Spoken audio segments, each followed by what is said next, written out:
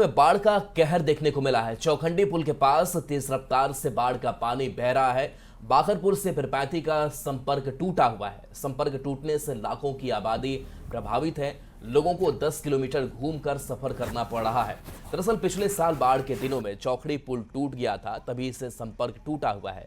ग्रामीणों ने अपनी सहूलियत के लिए चचरी पुल बनाया था, जिस पर 2 पहिया वाहन और पैदल आवागमन किया जा रहा था, लेकिन बाढ़ के पानी से वह पुल भी बह गया। अब लोगों के खेतों के बीच से होकर गुजरना पड़ रहा है, जहां बाढ़ का पानी तेज बहाव के साथ बह रहा है। बावजूद इसके विभाग और प्रशासन की ओर से कोई कार्रवाई नहीं की गई। स्थानीय पुल के निर्माण की मांग कर रहे हैं। चौखंडी के पास चौखंडी पानी आने से क्या दिक्कत हुई है? पानी आने से दिक्कत हो गया कि बच्चा जो स्कूल जाने वाला था वो भी बंद हो गया। महिला जैसे अब गर्भवती महिला है, उसको ले जाने की कोई सुविधा नहीं है, और किसान को ये बगल से वो बगल आने में जाने में, रेलवे जाने में बहुत यहाँ बाधित है। 1 साल हो गया पुल टूटने के बाद, आज तक अभी कोई इस पर कानून कार्रवाई नहीं हुआ।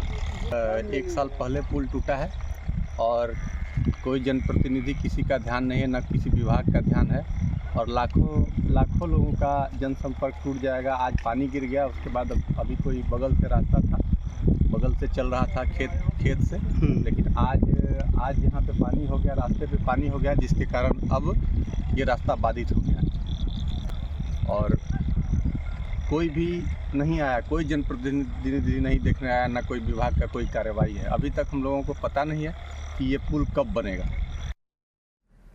भागलपुर में गंगा का रौद्र रूप दिख रहा है। ममलखा गांव में जबरदस्त कटाव हो रहा है। यहां पर कटाव के कारण कई घरों पर खतरा मंडरा रहा है। गंगा नदी में हो रहे इस कटाव की भीषण तस्वीर को देखकर किसी के भी रोंगटे खड़े हो जाएंगे। कटाव को रोकने के लिए यहां पर देखिए कोई भी बेहतर उपाय नहीं किए गए हैं, जिसके कारण यहां पर कई घर जो है गंगा में विलीन होने के कगार पर आ चुके हैं।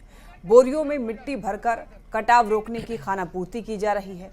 कटाव स्थल का निरीक्षण करने बीजेपी नेता दिलीप मिश्रा ममलखा गांव पहुंचे। उन्होंने कटाव स्थल पर कार्य कर रहे चीफ इंजीनियर अनवर जमील से कार्य में तेजी लाने का भी अनुरोध किया है। डर यहाँ डर नहीं जाए, रात भर खाए नहीं छे, रात दिन यहीं से बेटा पर लो रहे छे। बाढ़ की भीषण स्थिति बनी हुई है। कटाव के कारण मसाड़ू से लेकर के और रानी दियरा तक कई जगहों पर गंगा का विकराल रूप जो है कटाव का कारण बना हुआ है। यहाँ कम से कम 300 से 400 घर गंगा में विलीन हो चुका है। रानी दियरा गांव कई बार विस्थापित हुआ, अब भी कटाव का दंश वहाँ झेल रहे हैं लोग। प्रशासन द्वारा कटाव रोकने के लिए जो काम किया गया है वो अपर्याप्त है। इस गांव में बाढ़ से पहले कटाव निरोधी कार्य होना चाहिए। पिछले साल भी कई घर विलीन हुआ था। चाईचक के पास से जो है कटाव शुरू हुआ था, तो हम लोगों ने चाईचक में तो कंट्रोल कर लिया। फिर उसके बाद से जैसे जैसे काम हम लोग कंट्रोल कर रहे हैं, उसके डाउन साइड में काम बढ़ता ही जा रहा है। तो इरोजन तो काफ़ी ज़्यादा हो रहा है, जैसा आप लोग देख रहे हैं। और हम लोग यहाँ डिपार्टमेंट के चीफ इंजीनियर से लेकर के कनीय अभियंता तक लगातार यहाँ पे 4 दिनों से काम करा रहे हैं और कोशिश पूरी हो रही है कि इसको बचाया जाए। मॉनसून की लगातार बारिश से रांची का काके डैम लबालब है। हाल ये है कि 28 फीट क्षमता वाले इस डैम का फाटक खोलकर पानी लगातार छोड़ा जा रहा है। इसके बाद भी डैम के आसपास की आबादी इस मॉनसून में प्यासी है। दरअसल काके डैम में पिछले कुछ दिनों से पुराने मशीनों को बदलने की प्रक्रिया चल रही है। इसके अलावा पुराने पत्थरों की जगह नए छोटे पत्थर और बालू मंगाए गए हैं, लेकिन सवाल यह है कि जिस काम को बरसात से पहले पूरा कर लेना चाहिए था, वह अब मानसून के महीने में चल रहा है। मशीनों के बदलीकरण और अपडेशन के दौरान कुछ दिनों के लिए जलापूर्ति बंद भी की जा सकती है। फिल्टर एरिया में मशीनों की आवाज धीमी पड़ने से जलापूर्ति में पानी का फोर्स भी काफी कम हो गया है, जिस वजह से घरों की टंकी में पानी भी नहीं चढ़ पा रहा है। हाल ये है कि बारिश के महीने में डैम से पानी की राशनिंग कर दी गई है। लोगों को सुबह शाम बमुश्किल पानी मिल पा रहा है। पानी का इतना ज़्यादा दिक्कत हो रहा है कि हम लोग बहुत ज़्यादा दिक्कत का समस्या का सामना करना पड़ रहा है। पानी के लिए 1 महीना से नहीं आ रहा है। सुबह शाम किसी समय नहीं, किसी समय सर नहीं आ रहा। सप्लाई हो रही है? हाँ आता है, मगर उसमें प्रेशर नहीं रहता है। कम आता है पानी, कम टाइम पर देता है पानी, समय ज़्यादा नहीं देता है। कितना देर देता है? 2-3 घंटा देता है। यहाँ पहले, इससे पहले जो था उस समय बढ़िया पानी आता था और 4 इंच का पाइप भी लगा हुआ जिसमें प्रेशर ठीक रहता था। लेकिन अभी पता नहीं इन लोग क्या घोटाला कर रहा है कि क्या कर रहा है या सही से नहीं काम कर रहा है, जबकि डैम में पानी पूरा लबालब भरा हुआ है। उसके बावजूद भी यहाँ सप्लाई का इतना स्थिति खराब है पानी का, पानी रहते हुए पानी के लिए तरस रहे, ये दुर्भाग्य है हम लोग के लिए। और अभी जो 6 महीना हमको लगता हो रहा है, टाइमिंग था पहले 6 बजे खुलता था 5 बजे, लेकिन अभी खुलता है लेकिन उसका प्रेशर ही नहीं रहता है। कि जब बड़ा बड़ा इमारत बन गई है तो जब सप्लाई आता है तो लोग क्या करता है ना, अपना मोटर लगा के पानी को टाल लेता है, और ये गरीब तक वो पानी नहीं पहुँचा जा सकता है। इसका कोई उपाय होना चाहिए इसको रोकने के लिए। रांची की करीब 30% इलाके में, जिसमें कई वीआईपी इलाके भी शामिल हैं, बात राजभवन की करें, मुख्यमंत्री की करें, कई मंत्रियों के आवास की करें, तमाम जगहों पर पेयजल आपूर्ति कांके डैम से ही होता है। बारिश है, सामान्य से ज़्यादा बारिश है। अब बारिश इतनी ज़्यादा है कि डैम लबालब है, लेकिन बावजूद इसके राजधानी रांची में जो लोग कांके डैम के भरोसे हैं वो आज भी प्यासे हैं। क्यों प्यासे हैं? हम इस समय कांके डैम, जहां फिल्टर होता है पानी, पूरा प्लांट है, हम वहां बाहर खड़े हैं, लेकिन लोगों को पानी की राशनिंग की जा रही है। सुबह शाम 1-1 घंटे पानी मिल रहा है। क्या दिक्कत है जलापूर्ति में? सीधे बात करेंगे जिनके हवाले पूरा प्लांट है, कर्मी हैं जो चीज़ों को करीब से देखते हैं। हमारे साथ नागेंद्र जी हैं। नागेंद्र जी, बारिश हुई है, डैम लबालब है, फिर भी लोगों को पानी नहीं मिल पा रहा है, क्यों? इसका सबसे बड़ा कारण है कि हमारे पास में कुल 9 फिल्टर बेड हैं, जिसमें बहुत से फिल्टर बेड जो हैं काम नहीं कर पा रहे हैं, जिसके लिए आप लोग सामने देख रहे हैं कि काम लगा हुआ है, जोरों पे है। इसके बाद ब्लोवर लाइन है, ब्लोवर भी आपके सामने पड़ा हुआ है, जो उसका भी काम लगा हुआ है। यानी बेड जिसमें पत्थर होता है, बालू होता है, जहां पानी पहले चरण में गुजरता है जी, तो बेड में काम लगा हुआ है। इसका जो भी ग्रेवल का यानी मीडिया है, वो मीडिया चेंज किया जा रहा है, और जब मीडिया चेंज हो जाएगा तो पानी का जो समस्या है वो लगभग समाप्त हो जाएगा। पिछली बार ये कह सकते हैं कि पूरा जो मशीन को बदला जाना, ये कब हुआ था, जानकारी है?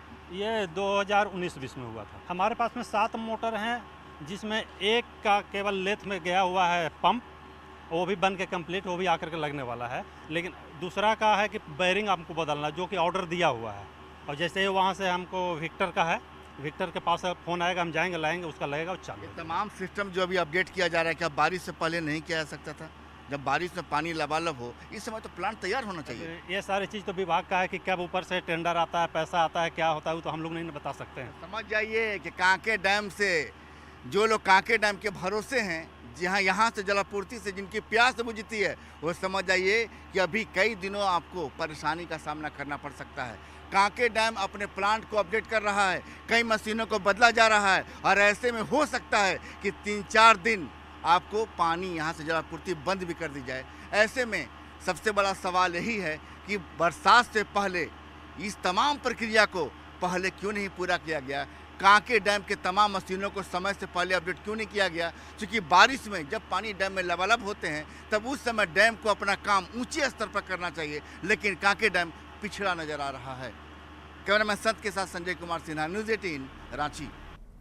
धनबाद के जमुनिया में चाल धंसने वाली जगह पर रेस्क्यू ऑपरेशन जारी है। बीसीसीएल और एनडीआरएफ की टीम राहत और बचाव में जुटी हुई है। अवैध खनन के दौरान 9 मजदूरों के दबे होने का दावा भी किया जा रहा है।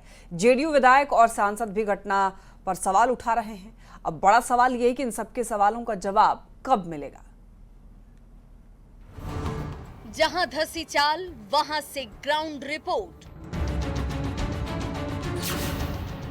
मंगलवार को हादसा, गुरुवार से रेस्क्यू। एनडीआरएफ और बीसीसीएल का रेस्क्यू जारी। मलबे में 9 लोगों के दबे होने का दावा। बाघमारा में जहां चाल धंसने की घटना बताई जा रही है, वहां बीसीसीएल और एनडीआरएफ की टीम रेस्क्यू चला रही है। जिस मुहाने की बुलडोजर से भराई की गई थी, उस स्थान की जेसीबी से खुदाई शुरू कर दी गई है। एनडीआरएफ की टीम में 35 सदस्य शामिल हैं। टीम को 2 भागों में बांटा गया है। टीम का एक भाग रेस्क्यू में जुटा है। घटना का जो स्पॉट बताया जा रहा है, वहाँ अभी रेस्क्यू चल रहा है। रेस्क्यू में बीसीसीएल की 10 सदस्यीय टीम घटना स्थल पर मौजूद है। घटना इलेक्ट्रॉनिक मीडिया के द्वारा प्रकाशित हुआ, उसी से संबंधित जांच में आए हैं। इसका एक रिपोर्ट हमको देना है। तो पाए जैसे भी चल रहा है और लाश का कोई पता नहीं चला। मंगलवार की रात बाघमारा के जमुनिया में अवैध खनन के दौरान चाल धंसने की घटना सामने आई थी। इस घटना के बाद बुधवार को गिरिडीह सांसद चंद्र प्रकाश चौधरी और जमशेदपुर पश्चिम से विधायक सरयू राय ने मौके पर निरीक्षण किया था। गिरिडीह सांसद चंद्र प्रकाश चौधरी ने घटना की जांच के लिए बाघमारा थाने में लिखित में शिकायत भी की थी। हादसे में 5 लोगों के दबे होने के नाम भी सांसद चंद्र प्रकाश चौधरी ने पुलिस से साझा किए थे। एनडीआरएफ की टीम जा रही है, एनडीआरएफ की टीम यहाँ आती, अंदर घुसती तो पता करती कि जो मृतक के शव हैं वो कहाँ पर हैं, आपदा राहत पहुँचाती। और एनडीआरएफ की टीम को नहीं आने देना ये तो प्रशासन की मिलीभगत का संकेत है। कोयला माफियाओं के द्वारा उनको और मिट्टी ऊपर से ढक के उनको अंदर ही दबा दिया गया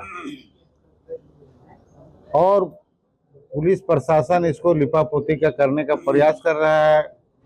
मामला गंभीर है, बातें बहुत हो रही हैं। अवैध खनन के दौरान चाल धसी या नहीं, किसी की मौत हुई या नहीं, इस पर कोई खुलकर कुछ भी बोल नहीं रहा। एनडीआरएफ ने रेस्क्यू तो शुरू कर दिया है, लेकिन अब देखना होगा कि सफलता कब तक मिलती है। देखना है कि एनडीआरएफ की टीम को कब तक सफलता मिलती है और जो दावा किया जा रहा है कि 9 मजदूर इस मलबे में दबे होंगे वह कब तक निकलता है। संजय गुप्ता, न्यूज 18, धनबाद। मुंगेर रेंज के चारों जिलों में अब अपना बम निरोधक दस्ता होगा। हर जिले से 10-10 पुलिसकर्मियों को चयन किया गया है। सभी को 5 दिवसीय विशेष प्रशिक्षण दिया गया। प्रशिक्षण बीएसपी 9 के बम निरोधक विशेषज्ञों ने दिया, जिसमें बम की पहचान, शक्ति और निष्क्रिय करने की तकनीक सिखाई गई। प्रशिक्षण के अंत में लिखित परीक्षा हुई और सभी 40 पुलिसकर्मियों को प्रमाण पत्र प्रदान किया गया। मुख्यालय के निर्देश पे बॉम्ब डिस्पोजल प्रक्रिया को अपनाने के लिए ट्रेनिंग का आयोजन किया गया मुंगेर पुलिस लाइन में। ये ट्रेनिंग रेंज लेवल पे ऑर्गेनाइज की गई है। इसमें मुंगेर रेंज के चारों ज़िला के पार्टिसिपेंट्स ने भाग लिया। इसमें ऑफिसर्स और कांस्टेबल्स दोनों ने यहाँ पे भाग लिया। BSAP 9 की जो बॉम्ब डिस्पोजल स्क्वाड की टीम है उसने आकर के यहाँ पे 5 दिन का प्रशिक्षण दिया है। 5 दिन से लगातार यहाँ पे प्रशिक्षण हुआ है। प्रशिक्षण के उपरांत आज यहाँ पे परीक्षा भी का आयोजन भी किया गया जो पार्टिसिपेंट्स थे, और उसके बाद यहाँ पे सर्टिफिकेट का वितरण भी किया गया। चंदन मिश्रा हत्याकांड मामले में एक बड़ा अपडेट सामने आया है। देखिए, बताया जा रहा है कि मुख्य आरोपी ने वीडियो बनाया था चंदन की हत्या कर देने के बाद वीडियो बनाया गया था तौसीफ उर्फ बादशाह के द्वारा। और देखिए, हालांकि तौसीफ के मोबाइल से वीडियो नहीं मिला है। अब बताया जा रहा है कि FSL को वो मोबाइल भेजा जाएगा। पारस अस्पताल में चंदन की हत्या हुई थी, कमरा नंबर 209 की। ये देखिए, सीसीटीवी फुटेज भी आपको टीवी स्क्रीन पर दिखा रहे हैं। 17 जुलाई को हत्या की गई थी।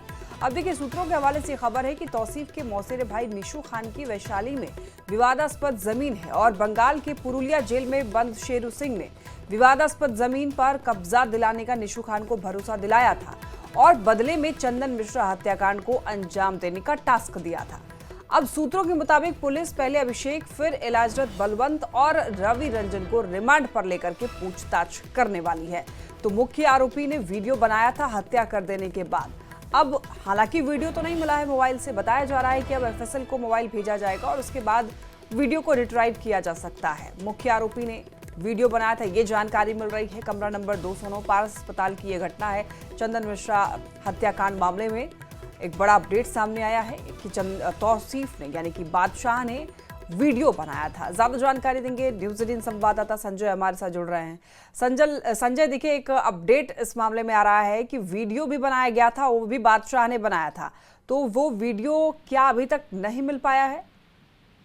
जी बिल्कुल, देखिए, आपको जैसा कि पता होगा और सीसीटीवी फुटेज में भी ये सामने आया है कि 17 जुलाई को जब 5 शूटर पारस हॉस्पिटल में कमरा नंबर 209 में जहां चंदन मिश्रा एडमिट था वहां पहुंचे थे, तो तौसीफ आने वक्त सबसे आगे था, लेकिन वो सबसे लास्ट में और बहुत इत्मीनान से वो लौटा था। तो उसकी देर की वजह ये सामने आई है कि उसने चंदन मिश्रा को गोली जब मारी गई उसके बाद उसने उसका फुटेज जो है वो अपने मोबाइल से बनाया था। हालांकि इंट्रोगेशन और जब उसका मोबाइल रिकवर किया गया तो उसमें फुटेज नहीं मिला है। तो फिलहाल अब पुलिस ने यह फैसला लिया कि उसको फॉरेंसिक लैब में भेजा जाएगा उसके मोबाइल को, ताकि फुटेज को रिकवर किया जा सके और जो साक्ष्य है उसको इकट्ठा किया जा सके। अब इस पूरे मामले में कुछ और जानकारी सामने आई है कि तौसीफ का जो मौसेरा भाई है निशु खान, जिसका पारस हॉस्पिटल के बगल में समनपुरा इलाके में मकान है, उसका एक डिस्प्यूटेड लैंड है हाजीपुर में। तो जो पुरुलिया जेल में शेरू सिंह ने इस पूरे हत्याकांड को अंजाम दिलवाया है, उसने उससे कहा कि अगर तुम ये काम कर दोगे, यानी चंदन मिश्रा की अगर हत्या हो जाती है, तुम्हारा जो लैंड डिस्प्यूट चल रहा है उसको मैं सॉल्व करवा दूंगा। इसके अलावा 5-5 लाख रुपए की राशि जो है वो देने की बात कही गई थी। तो ये भी एक महत्वपूर्ण जानकारी सामने आई है। अब इस पूरे मामले में जो अभिषेक भोजपुर से गिरफ्तार किया गया है उसको पुलिस पहले रिमांड पे लेगी, पटना पुलिस। इसके बाद इलाजरा से फिलहाल जो वहां पर इनकाउंटर हुआ था और बलवंत और अभिरंजन घायल हुए पुलिस की गोली से, उनको भी आगे पुलिस रिमांड पर लेगी। और जो तौसीफपुर बादशाह से पूछताछ के बाद सामने आई है उसको क्रॉस चेक किया जाएगा और फिर आगे की कार्रवाई की जाएगी। जी संजय, इस मामले में पुलिस प्रशासन का किसी प्रकार का बयान? देखिए, पुलिस ने कहा है कि इस पूरे मामले में जो बाकी के शूटर जो एब्सकॉन्ड कर रहे हैं, 2 शूटर गिरफ्तार नहीं हुए, 5 में 3 ही गिरफ्तार हुए। उनकी गिरफ्तारी के लिए छापेमारी चल रही है और जल्द ही सभी 5 शूटर को गिरफ्तार कर रहे। जो पिस्टल जो यूज किया गया था, सीसीटीवी फुटेज में आप देखे होंगे 5 जो शूटर है सभी के पास पिस्टल है। वो पिस्टल नहीं मिला, लेकिन पुलिस की टीम ने इसके लिए छापेमारी शुरू की है। कई टीमें अलग अलग काम कर रही है, देखना होगा कब तक पूरी सफलता मिलती है, लेकिन पुलिस के चैलेंज अभी बरकरार है। ठीक है संजय, बहुत धन्यवाद आपका इन तमाम अपडेट्स के लिए। ईओयू ने आर्थिक अपराधियों के खिलाफ कड़ी कार्रवाई शुरू कर दी है। ईओयू के डीआईजी मानोजित सिंह ढिल्लों के अनुसार इस साल संजीव मुखिया, सुमित कुमार, रामप्रवेश राय समेत 4 लोगों की संपत्ति जब्त करने के लिए ईडी को पत्र भेजा गया है। इतना ही नहीं, ईओयू ने 55 लोगों की संपत्ति जब्त करने के लिए पत्र लिखे थे, जिसने काली कमाई से अकूत संपत्ति अर्जित कर रखी थी। इनमें से 22 की संपत्ति पहले ही अटैच हो चुकी है। साथ ही साइबर क्राइम के खिलाफ भी ईओयू की साइबर यूनिट ने बेहतर प्रदर्शन किया है। एफआईआर करने के मामले में देश भर में 3रे स्थान पर है। केस हुआ था ये वाला, जिसमें अभी ये कल रिमांड पे आया है अपना कोटक महिंद्रा बैंक का सुमित कुमार नंबर 2 हो गए हैं, और 2 हम लोगों ने प्रस्ताव और समर्पित किए हैं। एक बालू माफिया है, संभवतः उसका नाम रामप्रवेश राय है, और एक हम लोगों का ये वाला केस था, तस्करी वाला केस था। 4 लोगों का प्रस्ताव इस बार समर्पित हुआ। तो एक तो संजीव मुखिया है और एक सुमित कुमार, इन दोनों के ऊपर भी कार्रवाई। जो 55 लोगों का प्रस्ताव भेजा है उनमें से 22 केसेस में अभी तक इंटरिम अटैचमेंट की कार्रवाई हो चुकी है। एफआईआर के रजिस्ट्रेशन में भी हमारा पूरे नेशनल स्तर पर बिहार का 3रा स्थान रहा है। हम लोगों ने इस पर पूरा मॉनिटरिंग करके ये रखा है कि जो भी एफआईआर हो ऑनलाइन वो पोर्टल पर रजिस्टर्ड हो जाए। जेपीएससी का रिजल्ट आते ही दुमका के एक देखिए छोटे से पहाड़िया गांव में खुशी का माहौल है। बबीता सिंह ने अपने हौसले से एक बड़ा मुकाम हासिल कर दिखाया है। पहाड़िया समुदाय से आने वाली बबीता ने 337वीं रैंक हासिल करके जेपीएससी की परीक्षा पास की और अब अधिकारी बनेगी। इस समाज को झारखंड में अत्यंत पिछड़ा माना जाता है और सरकार भी इसके उत्थान के लिए योजनाएं लगातार चला रही है। तो ऐसे में बबीता की ये सफलता एक ऐतिहासिक और सामाजिक उपलब्धि मानी जा रही है। है इतना खुशी है कि उसका जवाब भी नहीं दे पा रहे हैं, क्योंकि मेहनत ही इसका ऐसा खुशी लाई है। पहले तो बहुत मेहनत करती थी, 2021 से मेहनत कर रही है। हम गुस्सा से नहीं नौकरी हो रहा था, तो इसको हम बोल रहे थे गुस्सा से, तुम्हारा नौकरी भी नहीं हो रहा है, तुमको हम लोग शादी दे देंगे, शादी दे देंगे। तो बोलती नहीं मम्मी, हम शादी नहीं करेंगे, अभी हम कुंवारे में हम जॉब करेंगे तब हम शादी। जेपीएससी ने आज अपना रिजल्ट जारी कर दिया है और ऐसे में दुमका की आदिम जनजाति माल पहाड़िया की एक बेटी ने इसमें सफलता हासिल की है। हमारे साथ इस वक्त मौजूद हैं वो बेटी जिसने आज सफलता हासिल की है। सबसे पहले तो बहुत बहुत धन्यवाद आपको। किस तरह जी संघर्ष तो है, क्योंकि झारखंड में रेगुलर एग्जाम नहीं होता है, बहुत लेट से होता है। तो 2021 से मैंने स्टार्टिंग की, तो उसमें मैंने पीटी पास की थी, लेकिन मतलब फिर रिवाइज आंसर की में बाहर होगी। फिर दोबारा 2024 में ट्राई किया मैंने, फिर इसमें सफलता हासिल हुई। मेरे पापा का बहुत ज़्यादा सपोर्ट रहा है इसमें। तैयारी आप कैसे कर रही थी? जी सेल्फ स्टडी मैंने गूगल और यूट्यूब से थोड़ी मदद ली है और खुद से ही मैंने नोट्स तैयार किए। कोचिंग वगैरह नहीं, कोचिंग नहीं। तो ये थी बबीता सिंह जिन्होंने जेपीएससी को क्रैक किया है। उनका कहना है कि जो सोशल मीडिया है उनसे वो ये दूरी बना कर रखी थी और बिना किसी कोचिंग, बिना किसी के क्लास के ये यूट्यूब के माध्यम से अपनी पढ़ाई को पूरी की और जो है इस बार जेपीएससी में इन्होंने प्राप्त किया है स्थान। हितेश कुमार, न्यूज़ 18 दुमका। हजारीबाग शहर एक बार फिर गौरवान्वित हुआ है। बड़वा महादेव मंदिर के सामने छोटी सी किताब की दुकान चलाने वाले अनिल प्रसाद के बेटे अमन कुमार ने जेपीएससी में 22वीं रैंक हासिल कर न सिर्फ अपने परिवार बल्कि पूरे इलाके का मान बढ़ाया है। अमन की इस बड़ी सफलता ने उनके माता पिता और परिजनों की आंखों में गर्व और खुशी के आंसू ला दिए। घर का हर कोना आज जश्न में डूबा है। सर, मेरा रैंक 22 आया है और मेरा लैंग्वेज पेपर खोटा था और मैं करीबन 1-2 साल से जेपीएससी का तैयारी कर रहा था। स्टडी से सारा पढ़ाई किया और ऑनलाइन बस खोटा के लिए कोर्स लिया था। और कहीं इंटरनेट पे कुछ ऐसा? हाँ, और चैट जीपीटी वगैरह का मैंने इस्तेमाल किया था कुछ आंसर के मॉडल आंसर्स को प्रिपेयर करने। मैसेज देते कि हमेशा मेहनत बेकार नहीं जाता, हमेशा लगे लीजिए, आज नहीं तो कल आपको सफलता जरूर मिलेगी। भागलपुर में देखिए लगातार गंगा के जलस्तर में वृद्धि हो रही है और जिसके वजह से निचले इलाके जो हैं वहां पर बाढ़ जैसे हालात उत्पन्न हो चुके हैं। पानी ने लोगों की परेशानी और ज्यादा बढ़ा दी है। घरों में पानी भर जाने से लोगों को अपना आशियाना खाली करना पड़ रहा है। घर को खाली कर सामान लेकर के लोग जो है वो सुरक्षित ठिकाने की ओर पलायन कर रहे हैं।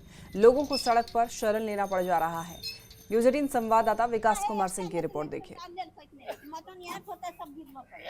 भागलपुर में बाढ़ से स्थिति अब भयावह होती जा रही है। बिगड़ते हालात ने लोगों को सड़क पर ला दिया है। अजमेरी पुरबेरिया की यह तस्वीर कितनी दर्दनाक है कि अब अपने आशियाने को छोड़कर लोग सड़क पर शरण लेने को मजबूर हो गए हैं।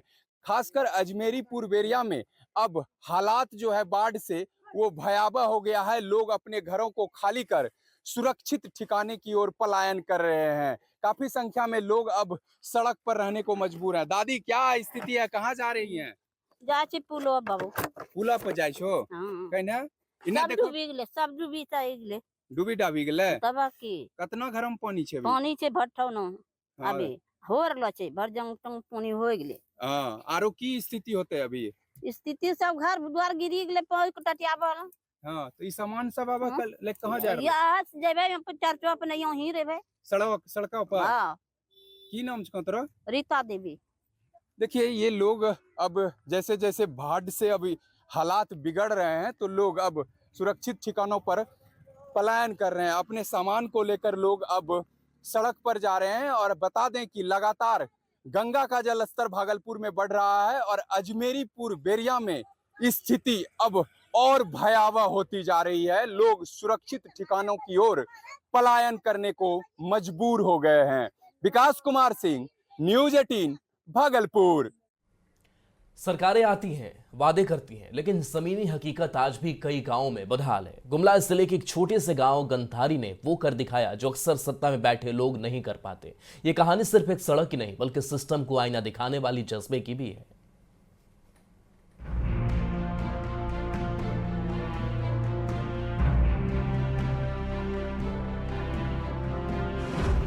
गुमला जिले से एक प्रेरणादायक लेकिन प्रशासनिक विफलता को उजागर करती तस्वीर सामने आई। हाथ में फावड़ा, सिर पर गमला और शुरू हो गई कहानी मेहनत कश की। तभी तो ग्रामीणों ने खुद चंदा इकट्ठा किया और बना दी उम्मीदों वाली सड़क। पालकोट प्रखंड के कुलूकेरा पंचायत के गंधारी गांव तक पहुंचने वाली सड़क की हालत बेहद खराब थी। कई सालों से सरकारी उपेक्षा झेल रहे ग्रामीणों ने आखिरकार खुद ही ठानी और 3 किलोमीटर लंबी सड़क का निर्माण कर दिया।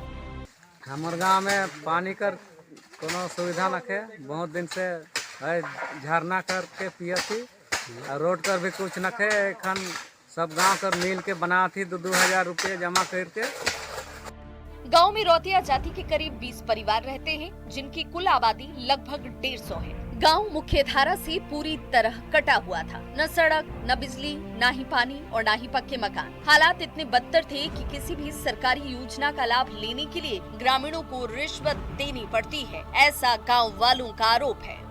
पहले हमें अपन से किसी के श्रमदान करत बनवाती और इंदिरावास ले भी कहन कि पैसा लग गई 1,000 हमें जमा कर की के दे हीरो रे मेघनाथ सिंह के दे ही। हाँ, का कह के मांगले आदमी इंदिरावास बनवाई दे। और इसी के साथ इस बुलेटिन में